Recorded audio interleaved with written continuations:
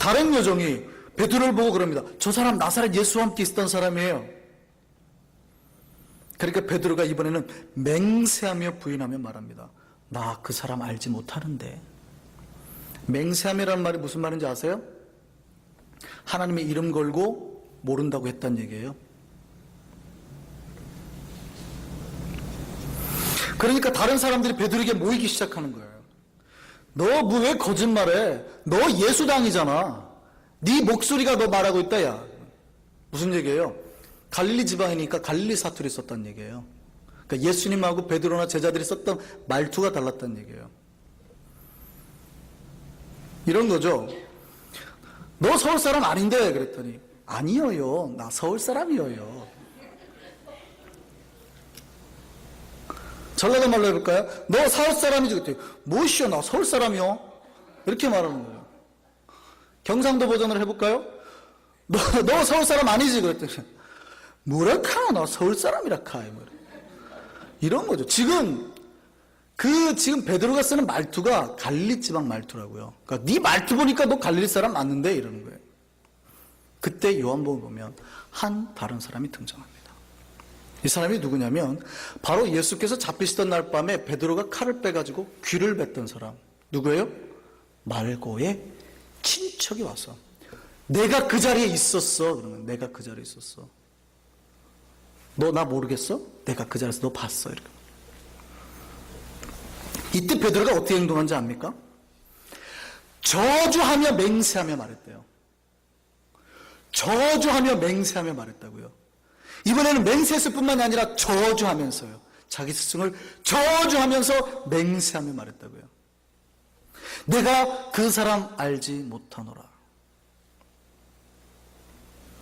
그때 닭이 울었고 베드로는 주께서 닭 울기 전에 네가 3번 나를 부인하리라는 말씀이 생각이 나는 거예요. 베드로가. 그리고 나가서 통곡하게 됩니다.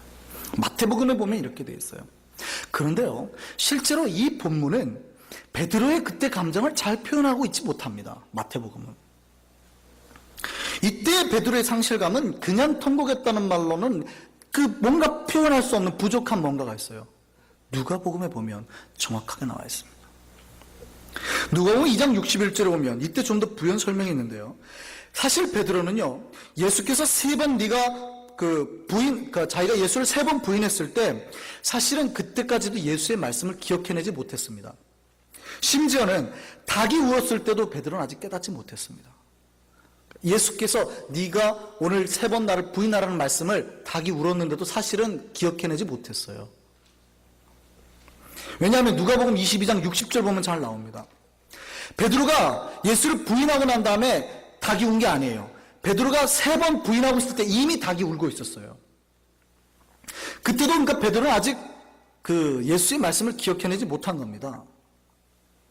그런 다음에 어떠한 새로운 베드로에게 새로운 사건이 하나 있었어요. 베드로의 가슴을 후벼 파는 사건. 그 사건으로 말미암아 베드로가 갑자기 통곡을 하기 시작하는 겁니다. 누가복음 22장 61절에 이렇게 되어 있습니다. 주께서 돌이켜 베드로를 보시니. 지금 베드로가 서 있는 게 어디예요? 바깥이 아니에요. 베드로가 아까 어떻게 해요? 바깥들에 있다가 어느 쪽으로 움직였다고요? 앞문으로. 지금 예수께서 잡혀있는 그 뜰 안까지, 그 문까지 간 겁니다.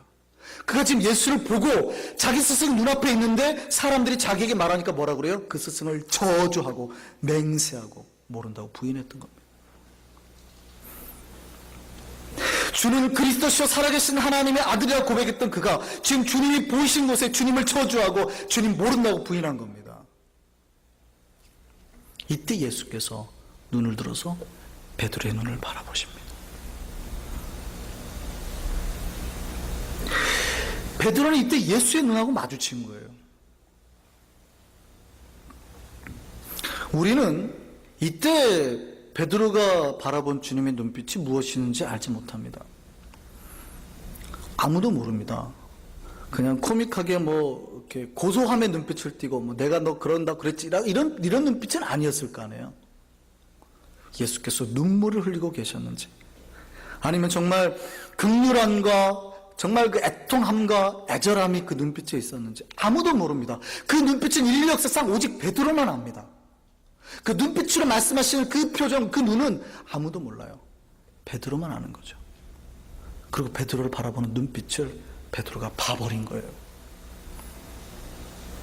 그리고 그 순간 베드로는 예수의 말씀이 깨달아나고 바깥으로 뛰쳐나가고 하염없이 울기 시작하는 겁니다. 베드로는요, 자기의 의지와 열정이 한순간에 무너진 걸 알았습니다. 더 이상 자기의 힘으로 예수를 따를 수 없다라는 걸 알게 된 거예요. 그러니까 여기서는 이제 절망하는 예수가, 이제 자기를 깨닫게 되는 예수가 나와요. 내가 말씀 위에 서지 않았더니 어떻게 돼요? 실패할 수 없는 존재라는 걸 바로 깨달아지는 거예요. 이 상실감 가진 예수를 알 수 있는 장면이 있습니다. 요한복음 21장에 보면 부활하신 예수께서 베드로에게 말씀하시거든요. 뭐라고 질문하시냐면 굉장히 가슴 아픈 질문합니다. 베드로야, 시몬아, 그러죠. 예, 네가 나를 사랑하니? 예, 주께서 제가 주를 사랑하신지 아시죠? 거기서 끝냈으면 좋은데요, 예수께서 또 질문하십니다. 베드로야, 너 나 사랑하니? 베드로가 얼마나 가슴이 아플까요? 또 그래요. 주님, 주께서 제가 주를 사랑하신지 잘 아시죠? 근데 예수께서 3번 물어봅니다. 베드로야, 너 나 사랑하니? 이때 상실감을 말로 표현할 수 있을까요? 물론 여기에 신학자들은 이렇게 해석합니다. 헬라어에 보면 이 사랑한다 묻는 질문이 좀 다르게 되어 있어요. 처음에는 베드로야, 너 나 아가파오 하니? 그렇게 물어봐요. 아가페 하니? 그러니까 신적 나를 신으로서 사랑하니? 라고 물어봐요. 두 번째랑 세 번째랑 필레오 하니? 물어봐요. 우정이로라도 그럼 나를 생각하니? 이렇게 물어봐요. 더 절실하게 물어보는 것 같아요. 근데 그렇게까지 우리가 해석하기는 어렵습니다. 어거스틴은 그렇게 해석했어요. 그런데 원래 헬라어 용례를 보면은요, 아가페하고 필레오가 그렇게 구분하지 않습니다. 그냥 똑같이 사랑하냐고 물어볼 때 거의 혼동 없이 쓰거든요. 어쨌든 간에요, 예수께서 지금 반복해서 3번이나 물어보시는 거예요. 너 나 사랑하니? 한 번이면 될 거를 3번째 물는. 그러니까 3번째 대답할 때 베드로가 이렇게 됐습니다. 근심하여 대답했다. 이 말은 다른 말은 아파하여라는 말입니다. 베드로가 이 3번째 질문에 너무 가슴이 아팠습니다. 대답합니다. 주님, 모든 것을 아시오매 내가 주님을 사랑하시는 줄 주께서 아시나이다. 베드로가 어떻게 맞춰요? 절망 가운데, 예수의 부활을 절망 가운데 맞이하는 겁니다. 이게 뭐냐면 자기의 이제 이성과 생각이 이제 완전히 무너진 거예요. 정립은 안 된 거예요. 완전히 무너지고 이 절망 속에서 끝을 맺습니다. 근데 이 베드로가 온전히 변화하는 사건이 일어납니다. 이제 변화가 돼요. 근데 이 변화된 모습이 어떤 모습인지 잘 보셔야 돼요. 사도행전 2장에 보면 베드로가 변하는데요, 새로운 베드로가 됩니다. 완전 하늘의 말씀을 품은 사람이 됩니다. 말씀을 품고 인간의 능력과 힘으로, 이게 자기의 힘과 능력을 하는 게 아니라 이제는 말씀 받고 그 말씀을 전하기 시작합니다. 그날에 그 베드로의 말씀을 들은 사람 중에 몇 명 회개해요? 3,000명이 회개하는 그런 능력이 일어납니다. 베드로는 이제 옛사람이 아닙니다. 불과 며칠 만에 새로운 사람이 됐어요. 완전히 변했습니다. 왜 이런 일이 일어났습니까? 사도행전 2장 4절에 그 변화의 포인트가 이거였습니다. 그들은 다 성령의 충만함을 받고, 성령의 충만함을 받으면 어떤 인생을 사는 사람이라도 이렇게 능력의 사람으로 변화될 줄 믿습니다. 여러분에서 성령 받으셔야 돼요. 성령의 주장함과 인도함을 받으셔야 된다고요. 과거의 베드로와 현재 베드로의 차이는 딱 하나입니다. 성령의 충만함을 받았느냐 받지 못했느냐. 베드로가 놀라운 능력을 행합니다. 성전 미문에 앉아있는 안중뱅이를 일으켜 세웁니다. 또 아나니와 삽비라를 가져가지고 거짓말하는 자에게 죽음을 내게 하죠. 죽음을 가져오게 만듭니다. 또요, 사도행전 9장에 보면 다비다죠. 도르가라고 번역되는데 이 다비다 여자가 죽었어요. 그때 시체를 향해서 명령합니다. 다비다야 일어나라. 살아나요. 죽고 사는 능력의 권세가 일어나기 시작하는 거예요. 베드로는 정말 다른 사람이 됐습니다. 자, 변화의 사람이 됐어요. 성령의 사람이 됐어요. 근데 이게 참 변화냐, 제가 묻고 싶은 겁니다. 이게 진정한 우리가 꿈꾸는 변화냐를 묻고 싶은 겁니다. 여러분이 그러면 성령 받고 은혜 받고 이렇게 되기를 원하십니까? 저는 아니요. 이거는 첫 번째 단계입니다. 첫 번째 단계. 이거에 욕심내시면 안 돼요. 여기서 멈추시면 안 된다고요. 제가 말하는 변화의 진정한 변화는 이게 아니에요. 진짜 베드로가 변화됐다라는 내용은 오늘 본문에 등장합니다. 질문 한번 드려볼게요. 성령 충만함 받은 여러분, 예수 믿고 성령 충만함 받은 여러분이 실수할 수 있을까요? 없을까요? 여러분이 성령의 충만함 받았는데도 실수할 수 있어요? 없어요? 성령 충만함 받은 3,000명을 회개시킨 베드로, 거짓말하고 죄악을 행했던 사람을 죽이게 만들어버린 베드로, 죽어버린 사람을 기도해서 살려낸 베드로, 실수할 수 있을까요? 없을까요? 있어요. 있어요. 오늘 그 장면 나옵니다. 예, 성령이 충만한 베드로도 나중에 잘못이나 실수를 저지를 수 있다는 얘기입니다. 이것은요, 베드로가 성령으로 변화된 지 한참 뒤의 이야기입니다. 갈라디아서 2장 1절에 보면 이렇게 되어 있습니다. 14년 후에 내가 바나바와 함께 디도를 데리고 다시 예루살렘에 올라갔나니라고 기록된 걸로 봐서 최소 14년이 지났어요. 그러니까 바울이 회심해서 이제 이방인의 전도자로 다닐 때입니다. 교회가 이제 어느 정도의 세력을 가지기 시작할 때죠. 그러니 이제 교회 안에서 베드로의 명성이나 권위는 하늘을 찌를 때입니다. 과거 변화되기 이전의 베드로는 다 잊혀졌습니다. 예수를 부인하던 베드로요? 다 잊혀졌습니다. 지금 베드로는 어떻게 기억됩니까? 3,000명을 회개시킨 베드로, 아나니와 삽비라를 죽음에 이르게 한 베드로, 또 다비다를 살려낸 베드로만 기억에 남아있다. 이 전설처럼 흘러갈 때입니다. 초대교회. 베드로는 14년이 지난 베드로는요, 교회의 최고권이요, 최고수장입니다. 최고 어른이 된 거죠. 그 자리를 잡은 후란 얘기예요.